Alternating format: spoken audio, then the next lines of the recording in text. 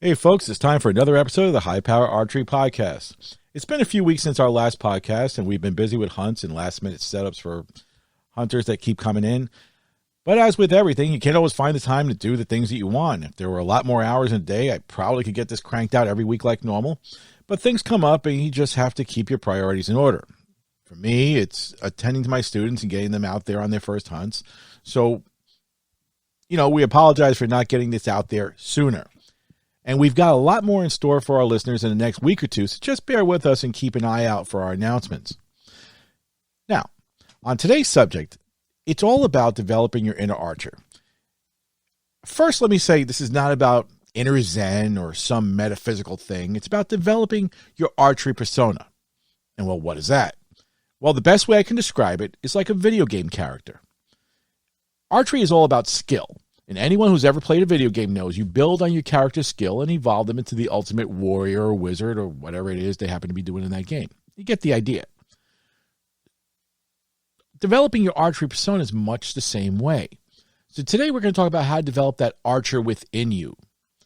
Training, practice, time in the field, they all add up to conditioning your body to become a better shot. And that's absolutely true. And it's key and very important to becoming a better archer. But at the same time, they only make up one part of your archery persona. I see a lot of people who possess the skill to shoot long distances and make those tough shots in the field. But I think you'll find that putting that all together when the time comes is sometimes a challenge for them, or for anyone for that matter. Whether it's a tournament or that big moment in front of a trophy animal, making it all come together can sometimes be really difficult. And in a lot of cases, it results in poor execution when the moment counts the most. You're in the finals of a tournament. All of a sudden, your nerves become a problem. You're out of your normal routine, and you fall apart. You're in the woods. You've waited all day long. Finally, that animal shows up. You go to make the shot, and all of a sudden, you can't even find your peep. You don't know what's going on. You don't think. You don't pick out a spot. So it's like all that stuff just kind of slams at you at one time, and things fall apart. Now, there are things you can do to develop the archery persona, if you will. Like I said, it's not a Zen thing. It's not definitely some sort of instant fix you can apply to make yourself into that ultimate archer. Just like a video game, you start developing by adding little things to it. And you start with a base character, and before you know it, you've got something like a 3-jewel barbarian or something like that. Whatever that has to do with. But you kind of get the picture of what I'm talking about. You have to build on it slowly. And what it all has to do with is very simple. You need to keep pushing yourself to new levels of performance. Now, some people say, well, I keep on, if I go to the gym, I start lifting out 20 pounds, and then I can get it up to 50 or whatever. Okay, that's very, very true. But I think you'll find out that you'll get used to lifting the 20 pounds, and then you're going to go to 25, 30, whatever. And if you do it at a slow pace, you'll develop strength. If you do it at a too quick a pace, like all of a sudden you go from lifting 20 pounds to picking up the 70-pound barbell because you see the guy next to you doing it and you want to be all macho and stuff like that, what happens? In general, you don't make yourself stronger. You might be able to do it 1 or 2 times, but you actually hurt yourself in the process, which then sets you back. So you have to develop it over time. And developing your archery persona is exactly the same thing. So, let's start with practice. I see all too many people who shoot the same target, the same distance, at the same height every single time. It's great if that's the only thing you're going to shoot and you're always going to shoot in the exact same place and the exact same range. But if you move it closer, further, put it up or down, I think you'll see impact differences. And it's mostly because the shot has become routine to you.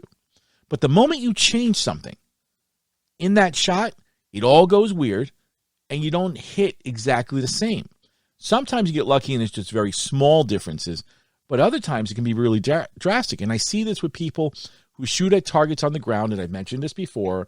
They take their bag target, they stick it on the ground, they lay it on the ground, and they shoot it, and they compound it every single time. They're hitting the center of the target, whether it's a deer target or an X, they're hitting it every single time. The second they put that thing at shoulder height, they're shooting low, or they're shooting high, or they're shooting completely off. Why is that? Well, their form may have become dependent on it being down there like that. So they will really never know the difference until they try something different. Now, take that same person and put them in the field, say when they're hunting deer, and their main excuse, and I say excuse because I'm not going to say reason, it's an excuse. Like, well, I missed because the deer was moving or something like that, or he was a little further back. Okay, those are all completely possible. But did you ever think that maybe the reason you missed is because you've been shooting at a target that's sitting on the ground and the deer was not laying down exactly in the same position where you were shooting? If you move it up, now all of a sudden the vitals are higher, your arm angle changes, everything changes. What happens? You turn out and you have a different impact point, or you have a complete miss. A lot of things can happen.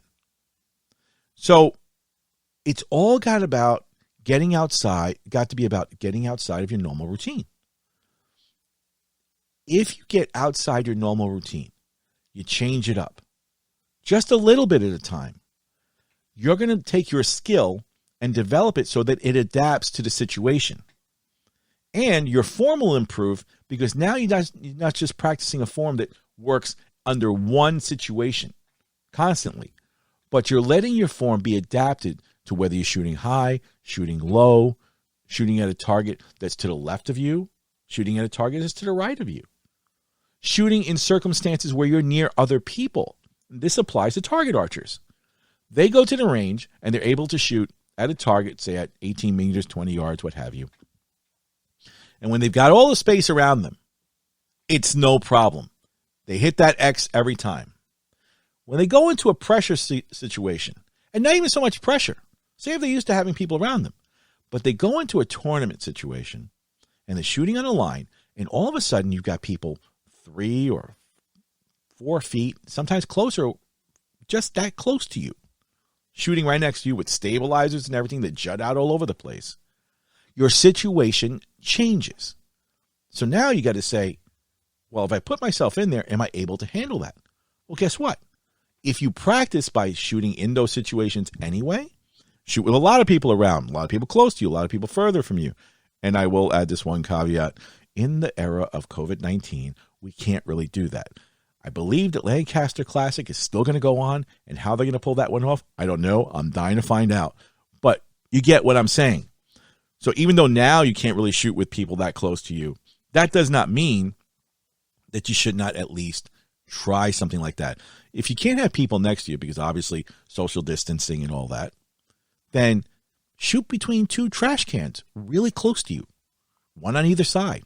It simulates people being in front and in back of you. Shoot with noise around you. Try all that. I see people who shoot in silence, and I mentioned this before, but the minute that they shoot with noise, they fall apart. So again, it's changing the way that you practice. It's not limiting yourself to the same routine every single time. For the hunter, like I mentioned, shoot the target up, shoot the target down. Applies to the target archer as well. Because what happens when you're in a tournament? The first couple ends, if there's, depending on, say if it's a Vegas 300 round, your target's shooting the top bail. Switch to the second half, you're shooting the bottom bail. And a lot of people break down because they're not used to shooting one or the other, or their preference is to shoot one or the other. But if you changed it up, don't just shoot the top and then shoot the bottom. Change it up. Put it somewhere in the middle. Put it to the left. Put it to the right. Change what you're doing. Make the target smaller. Make the target bigger.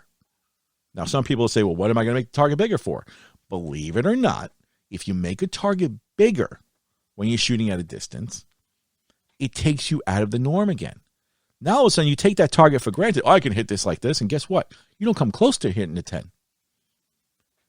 Again, evolve your shot. Evolve the archer that's inside you that makes all of these decisions and shots.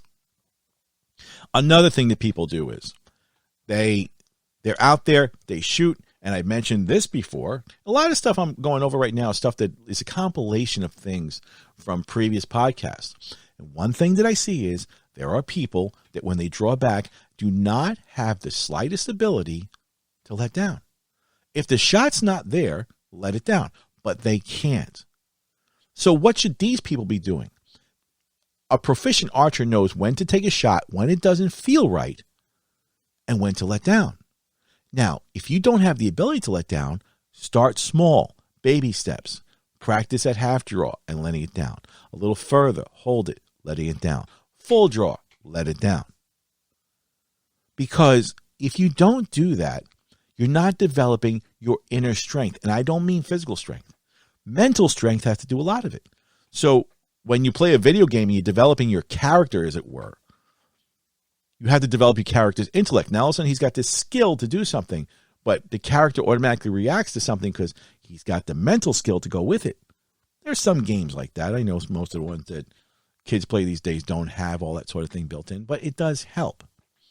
But you're developing that archery persona, the part that makes everything tied together, the archery spirit that controls everything, and you've got to make it as efficient as possible. You have to make it so that it's ready for anything. If someone throws something new at you, something different, you've got to be ready to deal with it. All too often I see that when people are taken out of their comfort zone, they fall apart. And with the girls that I train and the kids that I train, one thing I try to do all the time is I will make things different all the time. So some kids will shoot at the 30-yard target, let's just say, and then I shoot them at 40. No problem. Now, all of a sudden, if I take that target and I move it lower on the spot, because I use a tall target bail, I move the target lower, or I move it higher, or I take the target out altogether and put a blank piece of cardboard there and say, shoot the center of the target. Now, they kind of get confused. Now it's harder. Sometimes they need 10 to 12 shots to adjust to it. But after a while, I think they'll find that when I start to play these games and change it up for them, they're able to adapt way quicker. And the distance really has nothing to do with it. It's about how you adjust. Now, distance is a good subject for this because, like I said, you're developing your inner archer, and people think, well, the greatest archers shoot 100 yards and all that, and that's all well and good. But the reason why they do that is a lot simpler than you probably think. People think, well, if he's shooting 100 yards, like they see me shoot 100 yards, 110 yards, whatever it is, and they're like, well, he's got to have the steadiness of, a rock to shoot like that. He's holding steady on the target. And that is not true. What it has to do with is having the confidence within yourself. Again, now you're building confidence that you're just going to apply the same exact technique that you would shooting at 20 yards to 100. A lot of times people let the distance become the problem that rules their life. So, like I mentioned before, when I shoot at 100 yards, I'm applying the exact same focus, the exact same technique, just at a different sight range.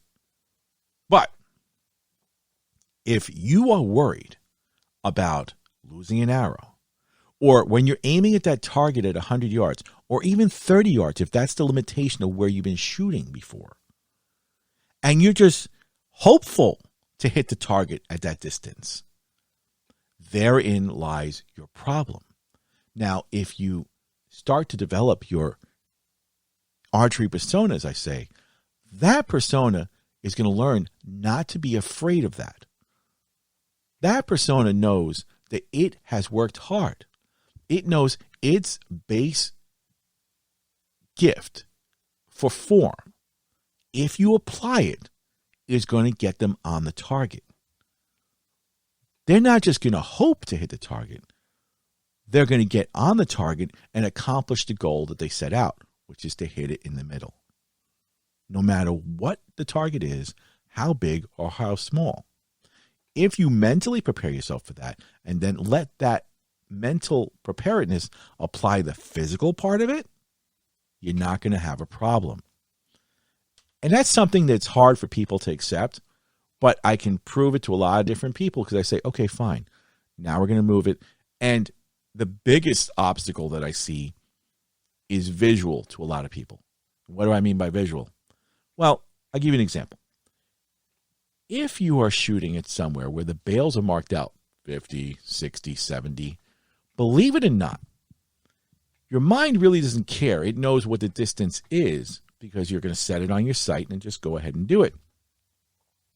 But the minute that you put a number next to that and you say, well, that's a 60-yard bail, that's a 70-yard bail, your mind goes into overtime. Because, again, you have not developed the self-confidence that you have the skill to do it, to apply the skill. It's not a question of whether or not you have the skill to do it. Because if you can shoot at 20, you can shoot at 30. Now you must apply the same skill to shooting at a different distance. And that's really all it boils down to. As a coach, I teach this to people all the time. Do what you did at 10, you can do at 50. And as long as you hold to that, you're not going to have a problem. You may think that the target is bouncing around more. If you think it's going to bounce around more, it is. But if you're just saying it's just another target, I'm putting the proper pin on it, or I'm moving my pin to the right place, my equipment is now set up to do it. The rest is all in your head. And it's not that hard. But again, you continue always to improve. Even when the best people shoot at 100 and 120 yards, okay?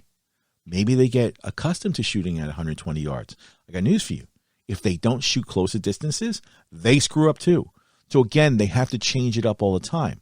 My funniest thing I had a dude at the range, and I'll just call him a dude because he was the machismo type. Shows up there a couple times, in the summertime. Very, very, his head is so swelled from being able to shoot at 80 yards that it doesn't fit through a door. And he's shooting out there. And he missed 1 or 2 arrows, but he was hitting the target pretty well at 80. And he's shooting a cube target, which would impress anybody. And then I just happened to ask him, like, oh, you're doing really good out there. He's like, how you doing like at 20 and 30? He's like, oh, I'm perfect at 20 and 30. I'm like, okay.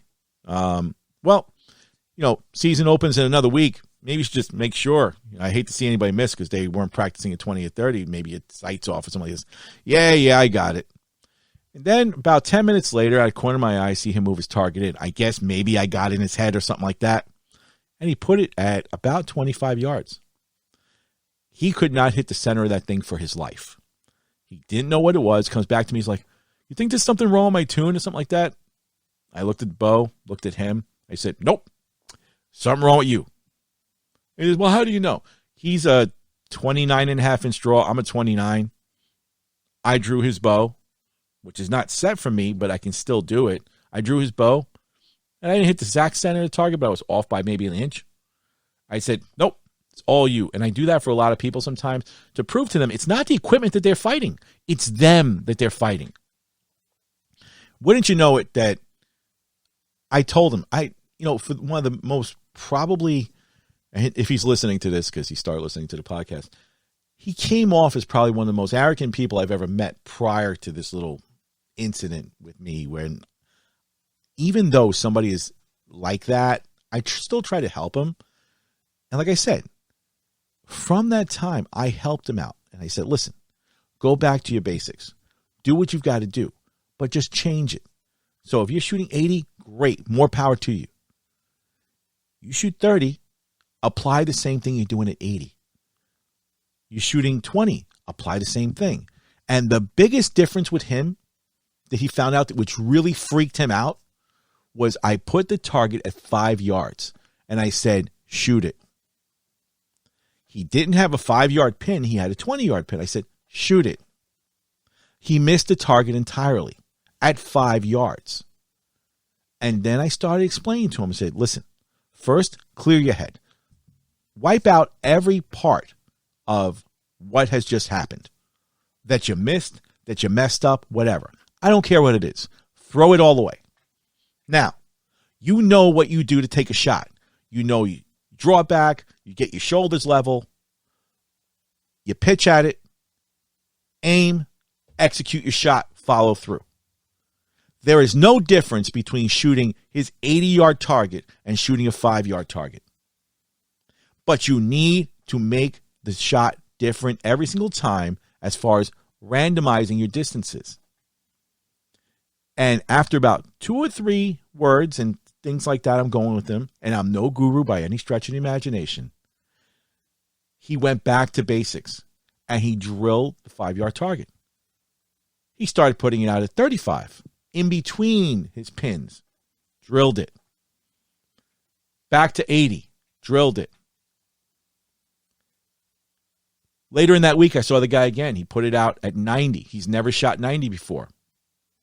He says, you know, whatever it is that you told me to do, when it came to just keeping it all the same, it worked.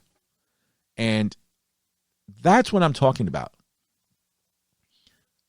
Keep your basics, but change it up. Train your mind to use the tools that you already have developed in your physical part.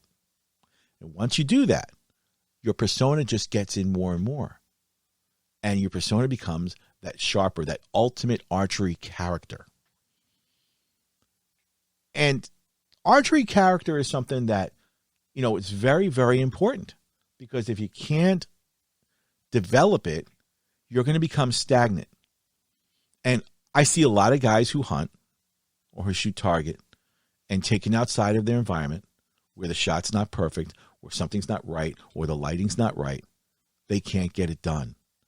What we want you to do is become an all-around total archer. Someone who, regardless of what the situation is, regardless of noise, regardless of lighting, regardless of distance, regardless of the environment around you, is able to complete that shot. Some of the best trick shots in the world can do it because they just phase out everything else, and they're able to apply the basic to it. Doesn't mean you're going to be shooting, you know, aspirin out of the air. With enough practice, you probably could if you just apply the same principles every single time. It takes years to do. But develop your archery character. And I think you'll see, by changing it up, target distances, angles, shot variation, it all works. And it's not hard. And once you do that, there's another part of the character that will actually help you. Believe it or not, I, as an instructor, teach one thing. Always be open to listening to what other people have to say. Maybe someone doesn't do it the way you do it. Doesn't make a difference. Keep an open mind to it. It could be incorrect. It could be that it's just something that doesn't work for you, but always keep an open mind. Because the fact of the matter is, the day that you stop learning is the day you should just give up. Because even doing this for as many years as I've been doing it, which is going on 40 years, I still pick up things from people, and they're not like seasoned experts. Sometimes I'll see a young student doing something, and I never thought about doing it that way, and it helps. So you're always aspiring to learn more, to pick up more, to adapt more, to try new things. And if you do that, then I think you'll find that you're going to be just fine and never have a problem. It's when you stop doing that, that you stop growing on the inside as an archer. I think I may have mentioned this on a previous podcast, but I'll go into it again.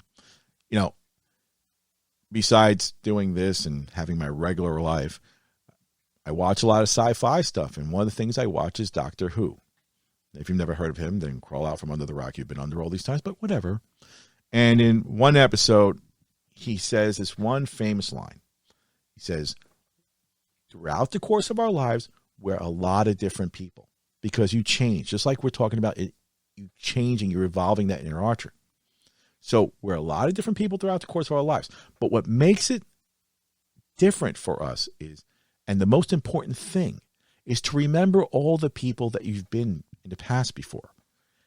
And if you remember all the things you've been through in your development as an archer, it will only make you better because you'll stop making the same mistakes over and over again.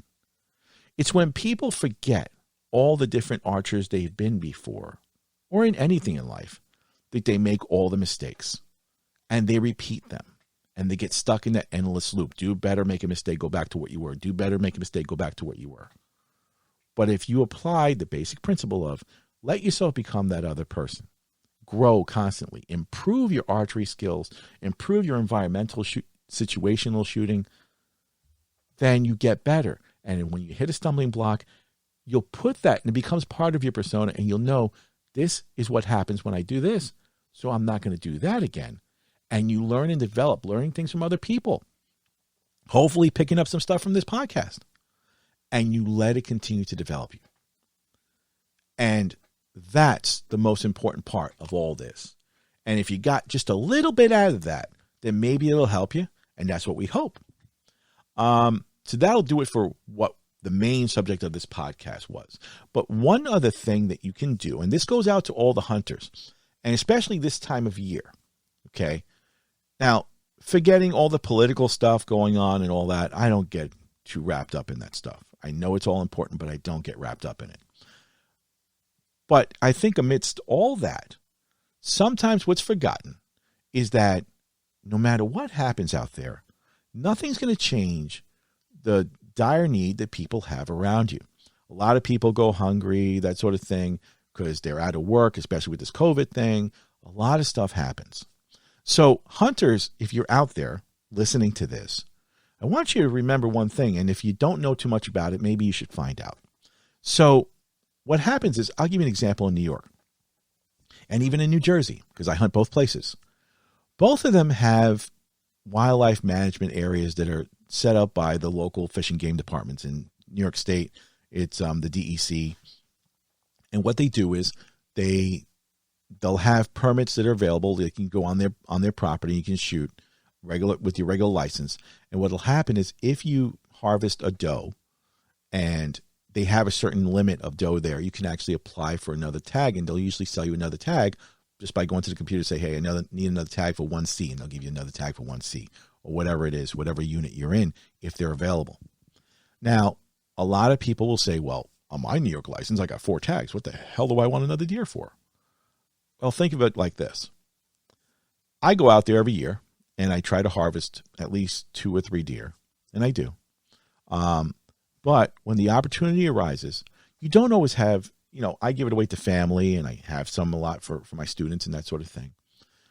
But if you have the opportunity, and you think of it like this, go out there and you harvest the doe, okay? You don't have any need for it, let's just say. Well, you don't leave it there. If you were out there for the same purpose I was, and I try to do this at least 2 or 3 times a year, I'll go out there, I'll harvest a doe or 2, and then I'll donate them to the venison donation programs that are in the area. What they do with that venison is they now take it, the butchers take care of it, and they process it, and those are used for soup kitchens and to feed people who otherwise don't have the means to feed themselves, whether they're homeless or just families near you.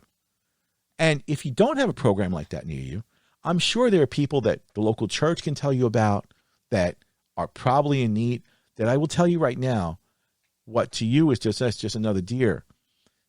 That meat will feed them for a while, and they would be oh so gracious to accept it from you. They would be unbelievably thankful.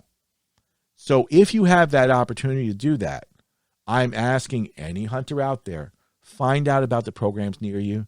You got that, extra tag that you're not going to really use.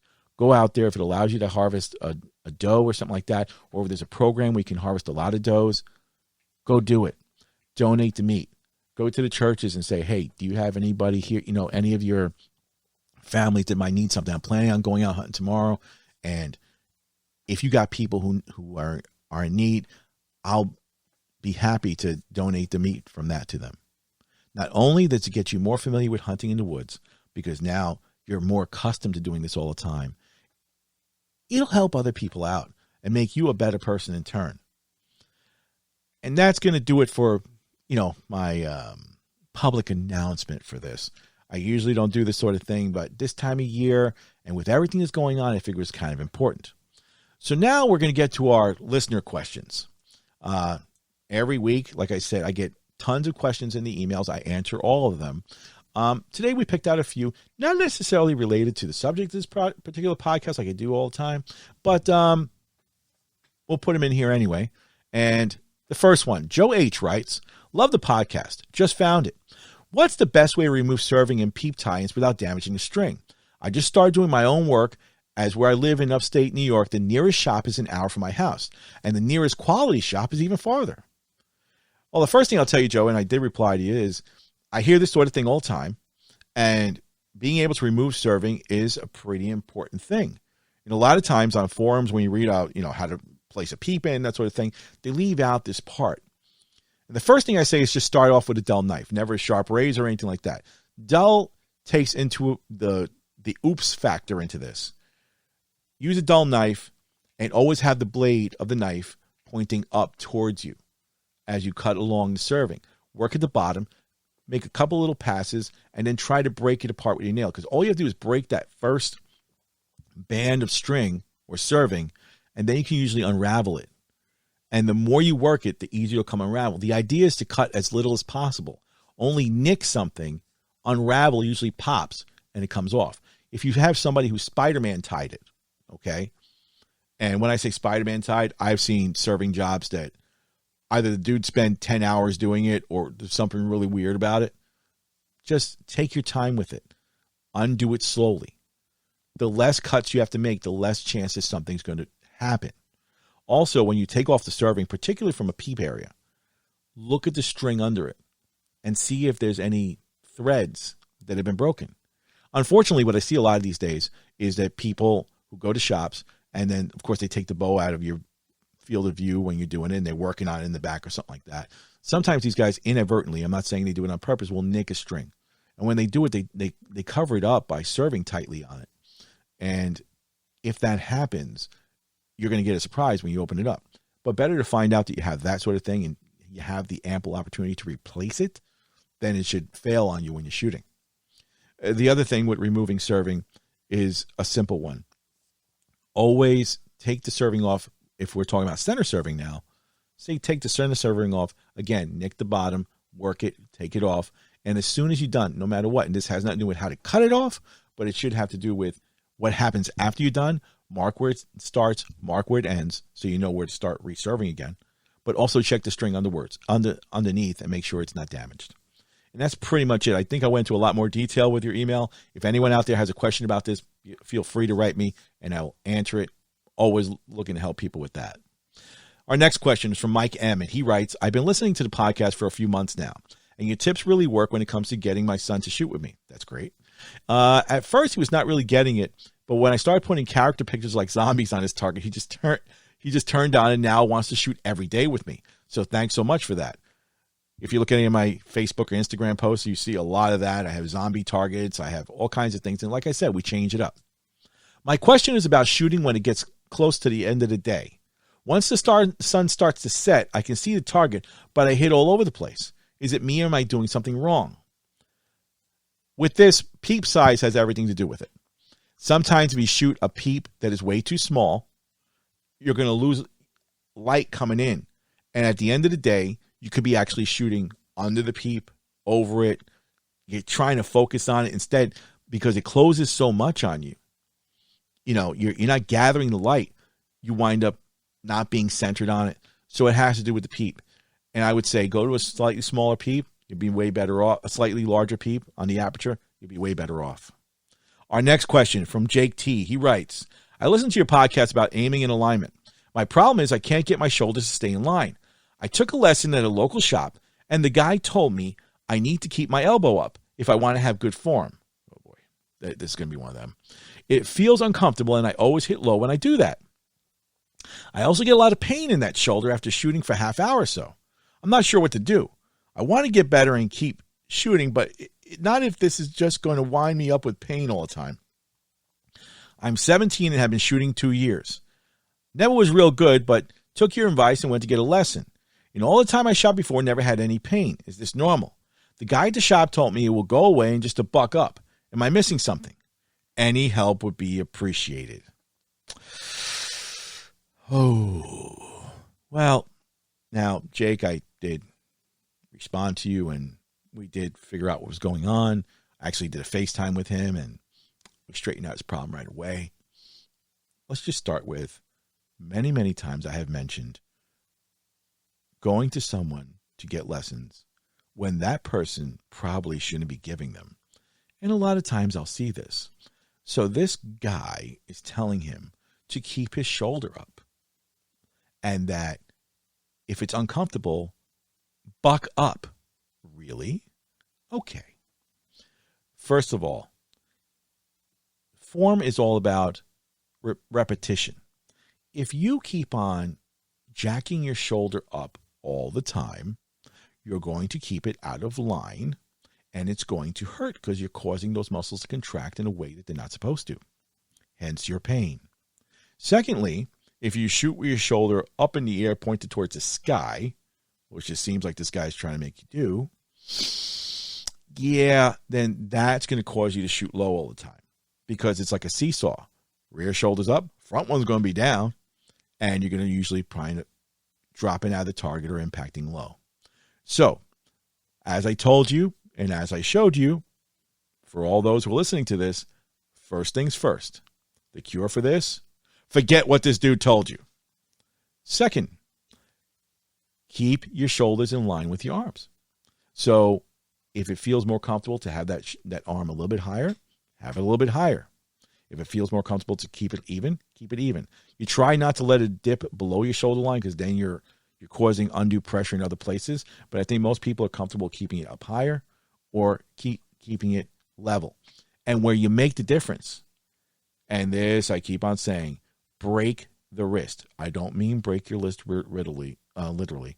What I mean is bend at the wrist, which is like blasphemy to some coaches. Don't ask me why. Bend at the wrist. Your segment is different from your wrist to your elbow for each and every person. Some people, they can line it up exactly so they're perfectly straight, and other people can't. Keep it on your anchor point in your face. Bend the wrist so that your arm is straight, and you'll see you get like that little angle from a triangle in there, and that allows you to draw comfortably. Again, it's one thing to go for instruction, but a lot of coaches forget, if this guy's even a coach, which judging from what he said to get to buck up if you have pain, he ain't a coach. Each and every student is different. Each and every student is built differently. Each and every student has different habits, can do certain things that others can't. You have to adapt to the student. Apparently, this guy just thinks, hey, you got to do it like that, and that's it, end of story. I can only imagine how many people he's damaged doing this. If you want to do this for a long time, do what's comfortable. Go to someone who's going to show you, okay, doesn't mean that you have to do it like this. We can adapt this to you, but still keep you within a relatively good form. Remember what I said. The day that it becomes painful or work or something like that, you don't want to do this anymore. So just go ahead and do the right thing for you. And with the right person coaching you, and I think I put you on the right path now, it should be fine. Now, that'll do it for the listener questions, and it's time for the Don't Be That Guy. First of all, I know most of you are used to me unleashing the fire and brimstone on that guy who does something really annoying. But today's Don't Be That Guy is geared more towards something that is near and dear to me personally, and that's teaching others. And, you know, I teach hunter safety here in New York, and when we teach our courses, although now it's gone online so that we're kind of separated from the students, when we teach our courses, we're supposed to serve as role models to our students. So there's two different Don't Be That Guys here, and the first one goes out to instructors who do what I do, teaching hunter safety or teaching people how to hunt, okay? You represent yourself as the role model for your new students, people who have never hunted before, okay? But just recently, I found out that there were a couple of guys who got into trouble with the law because they were doing the wrong things when they were hunting, okay? The law enforcement officer who got involved realized that they didn't know any better because they weren't taught properly. And he says, listen, he's going to reach out to some people who do what I do and see if they can help them and maybe mentor them a little bit to get these guys on the right path. We're not just going to throw them away because they made a mistake. And the thing that got me was, out of all the people he reached out to, not one person was willing to help. I am 2.5 to 3 hours away from where these guys live, okay? And when it comes down to it, they need to help. Somebody local should be able to help them. But there's nobody who even wanted to do it. I myself am going to take the time out to go out there and get these guys on a hunt and show them how to do it right. So don't be that guy who is an instructor and preaches one thing and does something else. Oh, it's all well and good. Do things as I say. Do it like this. But, oh, can I show you how to do this personally? Taking out of my time, which I say I'm donating because, hell, I'm teaching this course here for you. But me, go out of my way to help somebody who actually needs it? Oh, no, I won't do that. Don't be that guy who does that sort of thing. Because not for nothing, if that's the way you're going to be when it actually comes down to it, stop teaching. Just give it up. It sets me off to find out that people who want to be representative, like, oh, they can look up to me. I'm their teacher. I can do all that. But when it comes down to it, no, I won't actually help anybody out. Get a life. Go somewhere else. Stop doing it. Because you're the type of people that do as I do as I say, but don't do as I do person that make other people not want to be in this. That when someone makes a mistake, it's probably because of you, because if they had a mentor to do it the right way, they wouldn't be in the predicament that they're in. I go out of my way to help as many students on their hunts as possible. You know why? I don't charge them guiding fees or anything like that, so that they can get the best experience possible. Then, you know what? Sooner or later, maybe down the line, they'll teach other people how to do it the right way too. And they don't have to be an instructor for that. But at least they got the right start and they can do it. So I'm sorry if I'm losing my mind on this one, but that really hit close to home. And those guys, if you're listening to me now, I'm coming out there to help you. And we're going to get it done right. And maybe some other instructor who's listening to this will take it as a kick in the ass and maybe think, maybe I can give a couple hours of my time to help people who don't know how to do this the right way. And that's the don't be that guy I'm talking about today. The other one is the type of coach, if you want to call him, the shop guy that Jake wrote about, who insisted that he do it his way, learning how to shoot, no matter what happened. If you feel pain, telling him to buck up. For real? Don't be that guy who says, you either do it my way or you don't do it at all. Because if you don't do it my way, you're just going to suck. Don't be that guy who's, it's my way or the highway. And that goes for anything. Whether it's archery involved or not. The my way or the highway thing, when you impose that on somebody, it turns them off. And we have a hard enough time retaining people in archery as it is. And in hunting as it is. And if you're going to be that nasty to them, or make it sound like you just don't care, you're going to push them away. And if that's your case, get out of the business. I see that a lot in shops, or like, oh, I'm too important to show you how to do this. Or, you know what, when I do, you're going to do it my way. And that's it. People got to adapt. And if you're not willing to do that, then get out of the business. So don't be that guy who wants to impose your will on somebody else just because that's the way you do it. And I'm trying to wind myself down now. I did not mean to get so crazy, but those are two things that really do upset me. Whoa. Yeah, talk about getting wound up and just going absolutely bananas. But again, these are things that I feel very, very seriously about. So that is going to do it for this episode of the High Power Archery Podcast. Just as a little tidbit, we are recording another podcast tomorrow night, which will probably be a few days ago when you finally get this thing on there. I got to do some editing. And that's going to be, we have an actual documentary crew who is coming out here to do a documentary on deer overpopulation in New York and other parts of the country. And they're going to record one of our podcasts as we do it. And on that podcast, I'm going to have my apprentice Leanne and her mom and her little sister, who you see on a lot of my Facebook posts. They're some of my favorite shooters, and we spend a lot of time together, you know, at the archery range, as I do with all my students. They're going to be on that podcast too. It'll be the first time they are ever on a podcast, and we've been trying to get them on one of these for a long time, but I think you'll find it's going to be an interesting one. It'll be different for sure. We'll cover a couple of different things on that, and we'll even talk about some things on deer management. So if you have someone who doesn't understand why we deer hunt, stuff like that, I think it might be an interesting one to listen to. And that's coming up on, I believe it'll be podcast 30. Anyway, so that'll do it for this episode.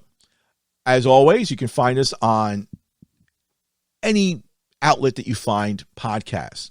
We're on Spotify, we're on Apple, we're on a bunch of different places. And you can also find us on Anchor if you want to listen there. All the links are always in the description. Be sure to like and subscribe. This way you can always stay up to date when we come out with new episodes. So, it's never goodbyes until we meet again. Until then, stay safe and shoot straight.